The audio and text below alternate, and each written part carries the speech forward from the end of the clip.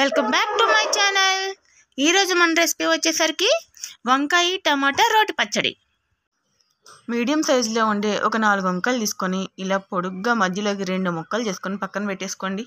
ఆ తర్వాత చక్కగా ఒక మంచి పెద్ద సైజులో ఉండే ఒక టమాటాని తీసుకొని దాన్ని కూడా చక్కగా 2 ముక్కలుగా చేసి పక్కన పెట్టుకోవాలి. ఇప్పుడు ఒక ప్యాన్ తీసుకొని దాంట్లో కొంచెం ఆయిల్ వేసుకొని మనం కట్ చేసి పెట్టుకున్న వంకాయ టమాటా 4 పచ్చిమిరపకాయలు 6-7 వెల్లుల్లి రెమ్మలు కూడా తీసుకొని చక్కగా ప్యాన్ మీద వీడియోలో చూపించినట్టుగా మంచిగా పరుచుకొని ఒక దాని పక్కన ఒకటి పట్టుకొని దాని మీద లిడ్ పెట్టుకొని క్లోజ్ చేసుకోవాలి.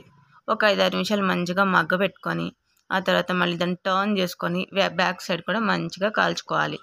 ఇప్పుడు ఒక రోల్ తీసుకొని దాంట్లో మనం వేసుకున్న పచ్చిమిర్చి వెల్లుల్లి రెబ్బలు అట్లాగే కొంచెం చింతపండు కాస్తంత ఉప్పు కాస్త జీలకర్ర ఇవి వేసుకొని ఈ మొత్తాన్ని ముందు మంచిగా దంచుకోవాలండి. ముందు వీటిని దంచేసుకొని ఇవి మెత్తగా నలిగిపోయిన తర్వాత మనం ఉడకపెట్టుకున్నటువంటి టమాటా అండ్ వంకాయ ఉన్నాయి కదండి, వాటిని చక్కగా తోలు తీసుకొని పెట్టుకోవాలి. మనం మంచిగా ముందే మగ్గ పెట్టుకున్నాం కదండి, తోలు చాలా ఈజీగా సపరేట్ అవుతుంది. అందుకే నేను చిన్న చిన్న ముక్కలుగా కోయకుండా పెద్దగా కోస్తాను అనమాట. చిన్నగా కోస్తే తోలు తీయడం కష్టంగా ఉంటుంది. అదే ఇలా పెద్దగా కోసుకొని మగ్గ పెట్టుకున్నాం అనుకో తోలు తీసుకోవడానికి చాలా ఈజీగా సింపుల్గా వచ్చేసిద్ది అనమాట. అందుకని నేను పెద్ద పెద్ద ముక్కలు కోసి మగ్గబెట్టా.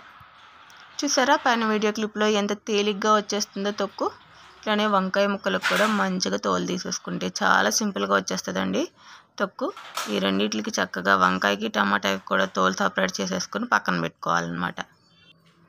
ఇలా తోలు సపరేట్ చేసిన ముక్కల్ని మనం ఇందాక దంచుకున్నటువంటి పచ్చిమిర్చి పేస్ట్ ఉంది కదా దాంట్లో వేసుకోవాలన్నమాట. వంకాయ ముక్కలు టమాటా ముక్కలు అన్నీ అందులో వేసుకొని మంచిగా దంచి పెట్టుకోవాలి. అది చాలా చిన్న రోల్ అయిపోయిందండి, దంచుకోవడానికి చాలా కష్టంగా ఉంటుంది. కానీ చిన్నగా ఏం చేద్దాం అట్లనే చిన్నగా దంచుతాను అనమాట. మెల్లమెల్లగా ఒక్కొక్కటి వేసుకొని దంచేస్తాను. నాకు రోట్లో పచ్చళ్ళు అంటే చాలా ఇష్టం అండి, అందుకే నేను రోట్లోనే చేస్తానన్నమాట. ఇంకా చూసారా మంచిగా దంచేసుకొని మనం ఒక సర్వింగ్ ప్లేట్లో తీసుకొని పక్కన పెట్టుకోవాలన్నమాట. మనం వేసుకున్న ఉప్పు సరిపోయిందో లేదో కూడా ఈ టైంలోనే కొంచెం చెక్ చేసుకొని సరిపోతే కొంచెం యాడ్ చేసుకొని దంచుకొని తీసి పక్కన పెట్టుకోండి. ఇప్పుడు దీనికి తాలింపు పెట్టాలన్నమాట. ఈ చట్నీకి తాలింపు పెట్టాలంటే ముందుగా స్టవ్ వెలిగించుకొని ప్యాన్ పెట్టుకొని దాంట్లో కొంచెం ఆయిల్ వేసుకొని, నేనైతే శనగ నూనె వాడుతున్నానండి. శనగ నూనె అయితే చట్నీలకు బాగుంటుంది. దాంట్లో పోపు గింజలన్నీ వేసుకొని దాంట్లోనే ఒక ఎండుమిరపకాయ ఒక 4 కరివేపాకు రెబ్బలు వేసుకొని ఆ తాలింపుని మనం చేసుకున్న చట్నీలో వేసి మిక్స్ చేసుకుంటే సరే. ఒకసారి ఈ వంకాయ టమాటా పచ్చడిని నా స్టైల్లో ట్రై చేసి ఎలా ఉందో కామెంట్ చేయండి.